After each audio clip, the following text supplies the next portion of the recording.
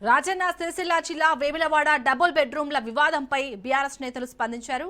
పూర్తి కాని డబుల్ బెడ్రూమ్ల నిర్మాణంపై కావాలనే ఎమ్మెల్యే ఆది శ్రీనివాస్ ఆరోపణలు చేస్తున్నారని బీఆర్ఎస్ సీనియర్ నాయకులు వ్యాఖ్యానించారు. వేములవాడలో బస్ డిపో వద్ద డబుల్ బెడ్రూమ్ నిర్మాణాల పరిశీలనకు కలెక్టర్ గరీమా అగర్వాల్ తో వచ్చిన ఎమ్మెల్యే ఆది శ్రీనివాస్ డబుల్ బెడ్రూమ్లను పరిశీలిస్తుండగా బేస్మెంట్ కుంగిపోయింది. బేస్మెంట్ కుంగిపోవడంతో మొదలైన వివాదం ఇప్పుడు తీవ్ర దుమారం రేపుతుంది. కాళేశ్వరం ప్రాజెక్టుతో పోలుస్తూ కాంగ్రెస్ నాయకులు మాట్లాడటం సమంజసం కాదని, మీకు దమ్ము ధైర్యం ఉంటే గతంలో కట్టిన నిర్మాణాలను తొలగించి కొత్తగా నిర్మాణాలు చేపట్టాలని బీఆర్ఎస్ నాయకులు సవాల్ చేశారు.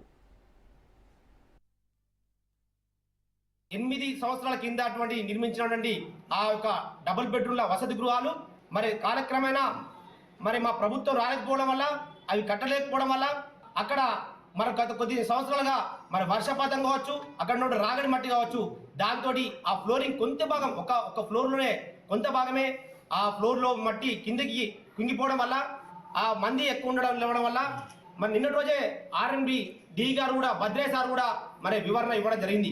ఇక్కడ చిన్నగా ఫ్లోరింగ్ చేసుకోవడానికి చేసినాం, ఇది పూర్తి మొత్తం కంప్లీట్గా అని చెప్పి చెప్పడం జరిగింది. మరి నిన్నటి రోజున ఎమ్మెల్యే గారు మళ్ళీ మాట్లాడుకుంటా మరి కేసీఆర్ గారి వైఫల్యం, కేసీఆర్ గారు కట్టిన కాళేశ్వరం కావచ్చు, కేసీఆర్ కట్టిన డబుల్ బెడ్రూమ్ కావచ్చు, పూర్తిగా వైఫల్యం, పూర్తిగా అవినీతిమయంతో కూడలేదని మాట్లాడుతున్నారు. మరి ఇదే ఎమ్మెల్యే గారిని మేము ప్రశ్నిస్తున్నాం. గౌరవ ఎమ్మెల్యే గారు మరి నిన్నటి రోజే మీరు పెట్టుకున్న షెడ్యూల్లో ఇంద్రమ్మ ఇళ్ళని పెట్టుకొని మరి వాళ్ళ కూలితేనేమో కేసీఆర్ కట్టిన డబుల్ బెడ్రూమ్ అంటారు, మరి మంచిగా ఉంటేనేమో ఇంద్రమ్మ ఇల్లు అంటారు. మరి ఇవాళ మీరు 6 నెలల కిందట డబుల్ బెడ్రూమ్ ప్రకటించినప్పుడు మరి ఆ డబుల్ బెడ్రూమ్ల ప్రకటనలో మీరు పోయి అక్కడ ఉన్నటువంటి మంచి చెట్లు ఎందుకు చూడలే అని చెప్పి మేము ప్రశ్నిస్తున్నాం. ఇలా మీరు పత్రాలు ఇచ్చినప్పుడు మీ కళ్ళ కనిపించలేదా అని చెప్పి మేము అడుగుతున్న వారిని. 8 సంవత్సరాల కింద అటువంటి